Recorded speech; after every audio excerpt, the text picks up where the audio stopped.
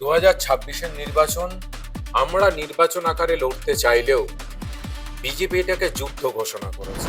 একটা নমিনেশন দিতে দেশের স্বরাষ্ট্রমন্ত্রীকে চলে আসতে হচ্ছে। কি অবস্থা বলুন, মানে কতটা ভয় পেয়েছে। আপনার কাছে কতটা আলাদা এই বছরের নির্বাচনটা? মাঠে ময়দানে লড়াই করতে না পেরে জোর জবরদস্তি করে সমস্ত কেন্দ্রীয় তদন্তকারী সংস্থা, ভারতের জাতীয় নির্বাচনের কমিশনের মতো নিরপেক্ষ একটা সাংবিধানিক সংস্থায় সবগুলোকে যদি মাঠে নামান, এটা ভোট হচ্ছে। 4 মের সন্ধেবেলায় প্রমাণ হয়ে যাবে বিজেপি বাংলার মাটি থেকে শূন্য হতে চলেছে।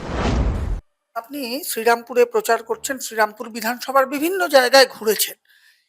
মানুষের আপনার কাছে দাবি বা কোন অভাব অভিযোগটা তারা করছেন বা কোনটা বলছেন যে এটা ভালো হয়েছে, কি বুঝতে পারছেন এখানকার মানুষের সঙ্গে কথা বলে?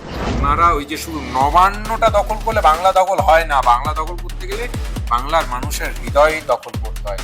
সেইটা আপনারা কোনোদিনই পারবেন না। আপনি 4 মে ফলাফল ঘোষণার পরে শ্রীরামপুর বিধানসভা থেকে জয়ী হলেন। আপনি প্রথম কোন কাজটা করতে চান?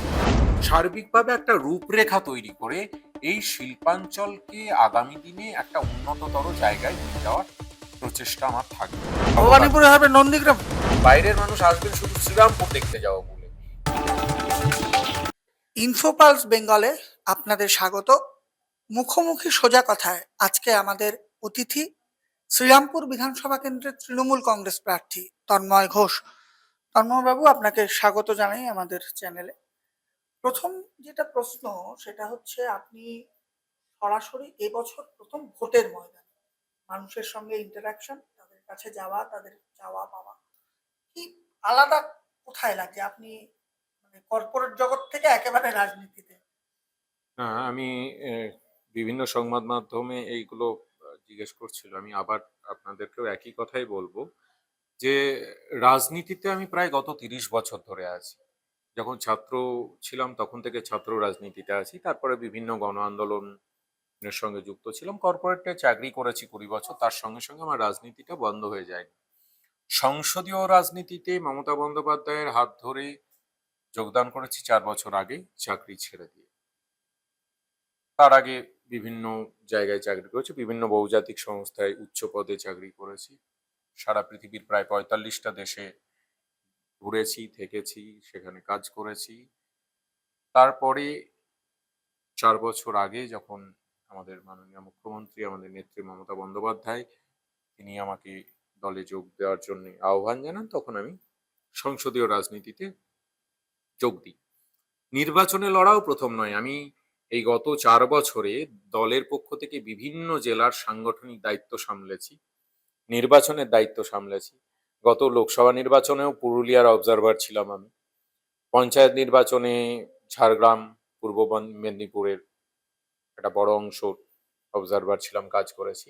ভোট করিয়েছি বলতে মানুষের, অন্য আমাদের যারা প্রার্থী আছেন তাদের জন্য ভোটের প্রচার করেছি, স্ট্র্যাটেজি করেছি, সাংগঠনিক দিক সামলেছি, সমস্তটাই করেছি। এবারের পার্থক্য হচ্ছে এবার সেইগুলোই শুধু নিজের জন্য করছি, যার প্রার্থী হিসেবে প্রার্থী হিসাবে, যার ফলে আমাকে নেত্রী এবং অভিষেক বন্দ্যোপাধ্যায় তারা মনে করেছেন এই দায়িত্ব নেওয়ার যোগ্য মনে করেছেন। আমি কৃতজ্ঞ তাদের প্রতি। তারা এখানে আমাকে কাজ করার সুযোগ দিয়েছেন। এখন এই জায়গায় দাঁড়িয়ে একটা নতুনত্বের বিষয় হচ্ছে যে বাকিদের জন্য প্রচার করলে ভালোবাসাটা তাদের দিকে যায়। এক্ষেত্রে মানুষের সঙ্গে যখন প্রচারে যাচ্ছি, মানুষজন যে আশীর্বাদ করছেন, ভালোবাসা দিচ্ছেন, আবেগ দেখাচ্ছেন, উচ্ছ্বাস দেখাচ্ছেন, সেটা সরাসরি আমি উপভোগ করছি। এটা একটা উপভোগ করার জিনিস। রাজনীতিতে আসা, এই যে মানুষগুলোর সঙ্গে একসঙ্গে থাকা, একসঙ্গে কাজ করা, তাদের ভালো মন্দের সুখ দুঃখের সঙ্গী হওয়া, তাদের নিয়ে উন্নততর সমাজ গড়ার জন্য নীতি তৈরি করা, যে কারণে আইনসভায় নির্বাচিত হয় মানুষ, সেই জায়গাগুলো একটা যে স্বর্ণালী রেখা সেটা দেখা যাচ্ছে। এখন একটা বিলাসবহুল জীবন ছেড়ে যখন এই রাজনীতিতে এসেছি, কিছু তো উদ্দেশ্য আছে, তার ডিভিডেন্ড হচ্ছে এগুলো। এগুলো ভালো লাগা, এই যে মানুষের হিউম্যান টাচ, মাথায় হাত দিয়ে আশীর্বাদ করছেন, ফুল ছুঁড়ছেন, কত মানুষের আশীর্বাদ পাচ্ছি, এই পাওয়াটা সারা জীবনের জন্য পাথেয় হয়ে থাকবে। সুতরাং সেটা গুরুত্বপূর্ণ, সেটা একটা ভালো লাগার জায়গা। নিজের ফাইন্যান্সিয়াল বিজনেস শুরু করতে চান? ভারতের টপ ব্যাংকিং ও ফাইন্যান্স সেক্টরের সঙ্গে পার্টনার হওয়ার সুযোগ এখন আপনার হাতের মুঠোয়।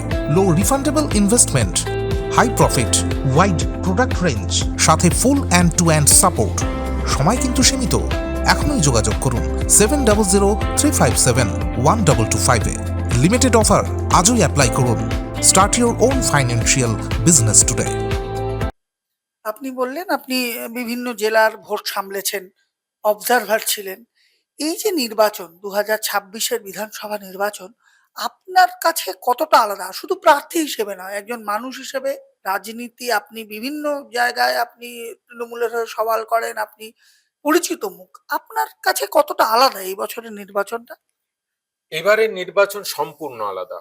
2026-এর নির্বাচন আমরা নির্বাচন আকারে লড়তে চাইলেও বিজেপি এটাকে যুদ্ধ ঘোষণা করেছে। নির্বাচন আর যুদ্ধের মধ্যে পার্থক্য আছে। আমাদের বলা হয় যে সংসদীয় গণতন্ত্রের মহোৎসব হচ্ছে নির্বাচন। সেই নির্বাচনকে যারা যুদ্ধের আকারে নিয়ে গেছে সেই দলটির নাম বিজেপি। তারা রাজনৈতিক লড়াইয়ে পেরে উঠছে না। একটা অসভ্য, বর্বর, স্বৈরতান্ত্রিক, ফ্যাসিস্ট একটা শক্তি, যারা ভারতবর্ষের সংবিধান, যারা ভারতবর্ষের বহুত্ববাদের মূল ভিত্তিকে নষ্ট করে ফেলতে চায়, ভারতবর্ষের অন্তরাত্মাকে নষ্ট করে ফেলতে চায়। এবারের নির্বাচনের লড়াইটা তার বিরুদ্ধে। যারা গত কয়েক মাস ধরে ক্রমাগতভাবে বাংলা এবং বাঙালিদের উপর অত্যাচার নামিয়ে আসছে, আমি এক্ষেত্রে বাঙালি বলতে বাংলায় যে সমস্ত মানুষ বাস করেন তাদেরকে বলছি, তাদের উপর যেভাবে অত্যাচার নামিয়ে আনছেন প্রতিনিয়ত। আমি তো শ্রীরামপুরে প্রচুর জায়গায় দেখছেন যে আমি হেঁটে হেঁটে ঘুরছি। এই হেঁটে হেঁটে ঘোরার ফলে মানুষজন যারা আছেন তারা প্রত্যেকটা জায়গায় কেউ না কেউ বলছে যে আন্ডার এডুকেশনে আছি, আমার নামটা বাদ গেছে, কি করব। বয়স্ক মানুষ, কালকেও একটা জায়গায় গেছিলাম, একজন 80 বছর, অসহায়ের মতো জিজ্ঞেস না করছে। একজন অসহায়তাটা কোন জায়গায় পৌঁছেছে দেখুন। একজন বয়স্ক মানুষ, আমি জিজ্ঞেস করলাম কত বয়স আপনার, বললো 80 বছর। আমি বললাম যে আপনার নাম বাদ গেছে, বললো হ্যাঁ। আমি বললাম আপনি কবে থেকে এখানে এসেছেন? বললো আমি তো এই বাড়িতেই জন্মেছি। 80 বছর আগে এই বাড়িতে জন্মেছেন, মানে ভারতবর্ষ তখনো স্বাধীন হয়নি, তিনি এই মাটিতে জন্মেছেন, শ্রীরামপুরের মাটিতে। তাকে এই নির্বাচন কমিশনের কাছে বিজেপির কথায় তাকে প্রমাণ করতে হবে যে তিনি এই দেশের বৈধ ভোটার নন। তাহলে এই দেশ স্বাধীন হলো, আমরা এত রক্ত ঝরালাম, বাংলা সব থেকে বেশি রক্ত ঝরিয়েছে, সেই রক্তের বিনিময়ে ভারতবর্ষের স্বাধীনতা এসছে। এই দিন দেখার জন্য লড়াইটা এটার বিরুদ্ধে। এই জন্য 26-এর নির্বাচন আপনারা দেখছেন বাংলাতে কিছুতেই পেরে উঠছে না, তারপর তারা অশান্তির বাতাবরণ তৈরি করছে। বাংলাকে অশান্তির বাতাবরণ তৈরি করে গণতন্ত্রকে ধ্বংস করে অন্য পথে নিয়ে যাওয়ার চেষ্টা করছে। পার্থক্য একটাই, যে তারা বাংলার মাটিটা চেনেন না। স্বাভাবিক, দিল্লি গুজরাট থেকে কে কে সব আসছেন, তারা বাংলার কি বুঝবেন। তাদের পূর্বসূরীরা ব্রিটিশদের দালালি করতেন, তারা বাংলার মানুষের যে আত্মত্যাগ, এই দেশমাতৃকার জন্য যে তাদের বলিদান, আত্মবলিদান, সেসব তারা শেখেননি, তারা জানেন না এই ইতিহাসগুলো। আগে বাংলার ইতিহাস জানুন, তারপরে বাংলায় আসুন, রাজনৈতিক লড়াই করুন, মাঠে ময়দানে লড়াই হবে। আমি 294টা বিধানসভার জন্যই বলছি, আমার বিধানসভাতে আপনারা নিশ্চিত যে এর মধ্যে দেখেছেন যে গোটা মাঠে ময়দানে একমাত্র তৃণমূল কংগ্রেসই আছে, আর কাউকে তো দেখা যাচ্ছে না। ক্ষমতা থাকলে রাজনীতির ময়দানে আসুন, সামনাসামনি বসুন, তর্ক হোক, মানুষ সিদ্ধান্ত নেবে তারা কাকে আশীর্বাদ করবেন, তিনিই নির্বাচিত হবেন।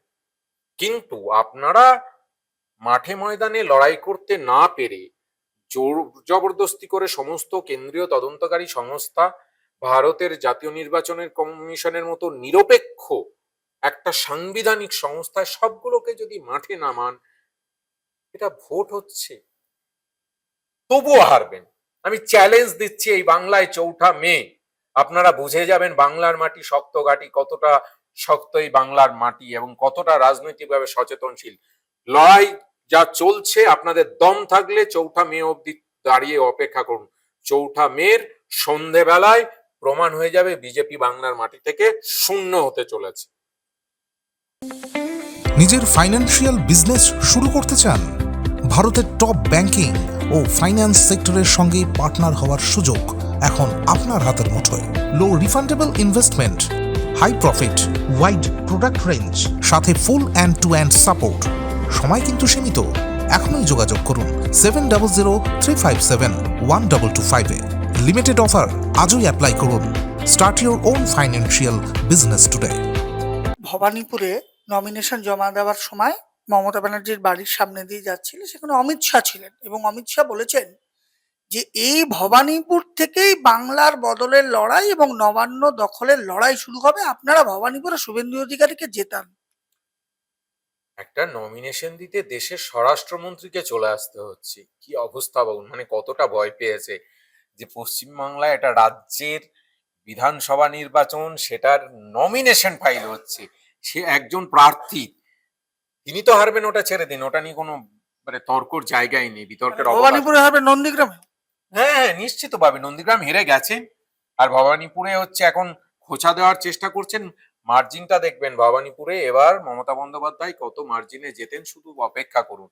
বিষয় সেটা নয়, শুভেন্দু বাবুর নমিনেশন জমা দেওয়ার জন্য, আমরা তো নমিনেশন জমা দেবো, যেমন আমি নমিনেশন জমা দেবো, আমাদের পৌর প্রধানরা থাকবেন, শহরের প্রেসিডেন্ট, এই সমস্ত লোকজন থাকবেন, আর উনি আর কাউন্সিলররা থাকবেন, মানে সমস্ত শহর নেতৃত্ব এবং বিধানসভা নেতৃত্বরা থাকবেন।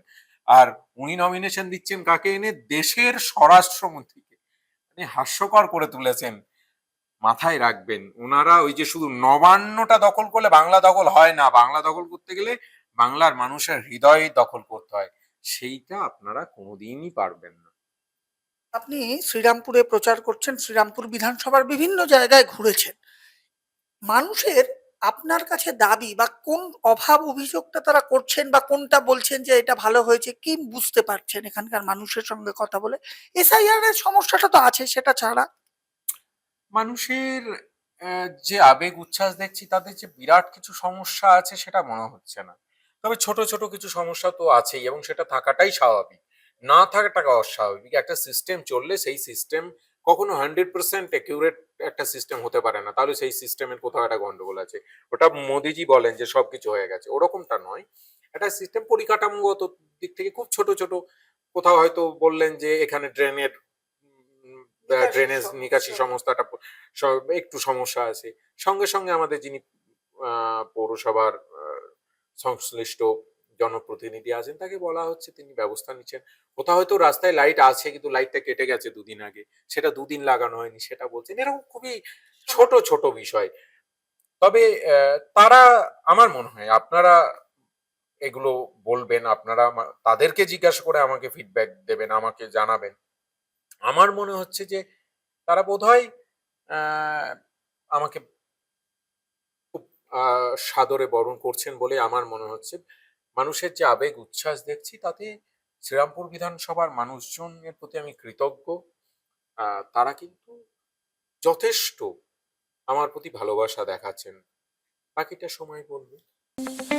নিজের ফাইন্যান্সিয়াল বিজনেস শুরু করতে চান? ভারতের টপ ব্যাংকিং ও ফাইন্যান্স সেক্টরের সঙ্গে পার্টনার হওয়ার সুযোগ এখন আপনার হাতের মুঠোয়। Low refundable investment, high profit, wide product range, সাথে full end to end support. সময় কিন্তু সীমিত। এখনই যোগাযোগ করুন 7003571225 লিমিটেড অফার আজই অ্যাপ্লাই করুন। Start your own financial business today. আপনি জিতে আসলে, আপনি 4 মে ফলাফল ঘোষণার পরে শ্রীরামপুর বিধানসভা থেকে জয়ী হলেন, আপনি প্রথম কোন কাজটা করতে চান? আমি প্রথম দ্বিতীয় বলে তো কাজ হয় না, কাজ কাজই হয়, সেটা প্রথম দ্বিতীয় হয় না। আমি কয়েকটা বিষয় তুলে ধরছি, আমার ইশতেহারেও থাকবে। সেটার মধ্যে একটা হচ্ছে, শ্রীরামপুর বিধানসভাকে আমি ম্যাক্রো লেভেলে, যেহেতু আইনসভার নির্বাচন এটা, সেই আইনসভার নির্বাচনে আমি ম্যাক্রো লেভেলে নীতি নির্ধারণের জায়গাটা তো গুরুত্বপূর্ণ, কারণ ড্রেনেজ সিস্টেম হচ্ছে না, রাস্তায় লাইট লাগানো নেই, সেগুলোর জন্য তো ত্রিস্তরীয় পঞ্চায়েত ব্যবস্থা আছে, এটা তাদের কাজ, তারা করবেন। সেখানে অভাব অভিযোগ থাকলে আমি সেটা দেখব, কিন্তু নীতি নির্ধারণ করে সার্বিক যে উন্নয়ন, সেটার জন্যই আইনসভায় জনপ্রতিনিধিত্ব করা। সেটাতে আমি একটা ঠিক করেছি যে শিল্পাঞ্চল, রিষ্টা শিল্পাঞ্চল, আমি একজন কেমিক্যাল ইঞ্জিনিয়ার, 20 বছর ইন্ডাস্ট্রিতেই কাজ করেছি, ম্যানুফ্যাকচারিং ইন্ডাস্ট্রিতে কাজ করছি, যার ফলে ম্যানুফ্যাকচারিং ইন্ডাস্ট্রি সম্পর্কে আমার একটা ধারণা আছে এবং সারা পৃথিবীব্যাপী কাজ করেছি।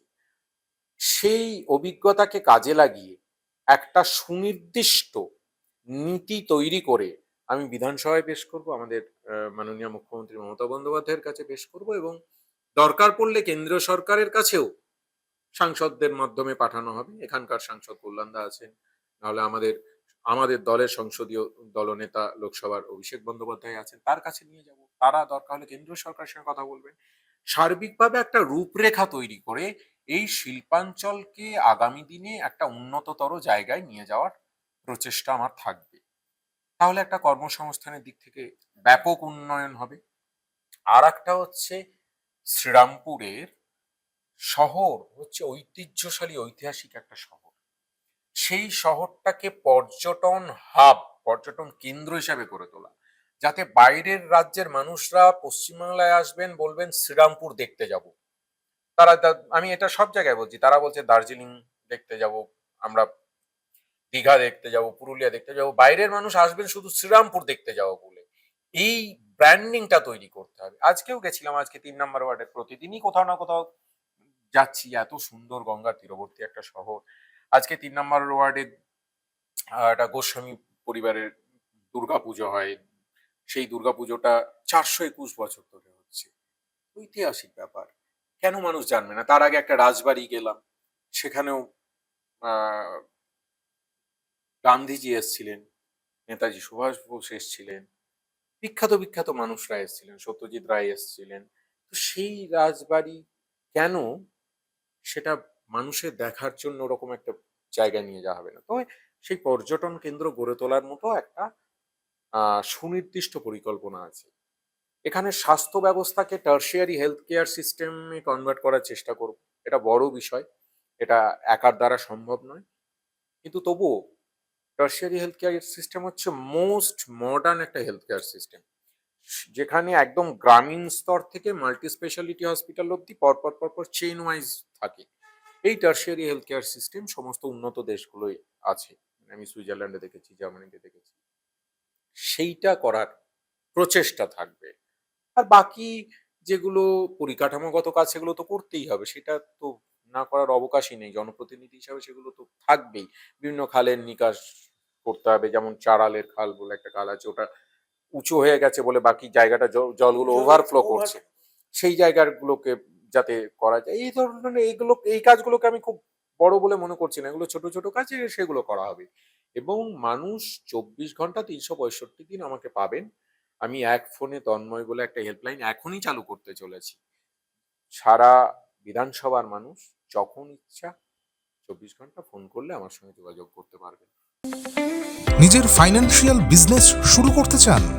ভারতের টপ ব্যাংকিং ও ফাইন্যান্স সেক্টরের সঙ্গে পার্টনার হওয়ার সুযোগ এখন আপনার হাতের মুঠোয়। Low refundable investment, high profit, wide product range, সাথে full end to end support. সময় কিন্তু সীমিত, এখনই যোগাযোগ করুন 7003571225 এ। লিমিটেড অফার, আজই অ্যাপ্লাই করুন। Start your own financial business today. আপনি প্রচার করছেন পুরোদমে, এখনো প্রায় 1 মাসের একটু কম সময় বাকি। নিজেকে সুস্থ রাখতে এবং কর্মীদের সুস্থ থাকার জন্য কি বলবেন? আপনি বহু দেশ ঘুরেছেন, বিভিন্ন জায়গার তার আবহাওয়ার সঙ্গে পরিচিত। কি বলবেন, খাওয়া দাওয়ার ক্ষেত্রে কি করা উচিত? খাওয়া দাওয়া সুস্থ থাকার জন্য দেখুন, প্রতিদিন তো আমি প্রচুর হাঁটছি। আমি বলছিলাম প্রায় 15 কিলোমিটার করে প্রতিদিন হাঁটছি, না হলে 281টা বুথ হেঁটে ঘোরা সম্ভব নয়। সকালের দিকটা সত্যি প্রচুর রোদ, সেখানে কষ্টদায়ক বিষয়টা প্রচন্ডই। কিন্তু সেখানে জল, ওআরএস এগুলো কন্টিনিউয়াস খাওয়া, পারলে ডাবের জল একটু খাওয়া, কিন্তু ঠান্ডা একদমই নয়। আহ, সকলকে সুস্থ থাকতে হবে, হালকা খাবার। আমি এমনিও খাবার খুব অল্প খাই এবং স্বল্পাহারী আমি। আহ, বাকি হালকা ডাল ভাত মাছ ডিম, কখনো 1 পিস মানে 1 টুকরো মাংস, ব্যাস এইটুকু, একদম অল্প খাওয়া। এটার উপর দাঁড়িয়ে বাকি দিনগুলো আশা করি সুস্থভাবে থাকতে পারবো সকলের আশীর্বাদ। আমরা কথা বললাম তন্ময় ঘোষের সঙ্গে। তিনি আমাদের সামনে জানালেন ভবিষ্যৎ পরিকল্পনার কথা, স্পেশাল একটা ইকোনমিক্যাল জোনের মতো একটা শিল্প সংস্থান করা, যেখানে কর্মসংস্থান হবে এলাকার মানুষের, আন্তর্জাতিক মানচিত্রে যাতে শ্রীরামপুর আরো উন্নততর জায়গায় পৌঁছয়, এই সমস্ত বিষয় কিন্তু থাকবে তার জেতার পরে। আমরা আবার ফিরব কোনো প্রার্থীর সঙ্গে মুখোমুখি সোজা কথায়। দেখতে থাকুন ইনফোপালস বেঙ্গল। ধন্যবাদ।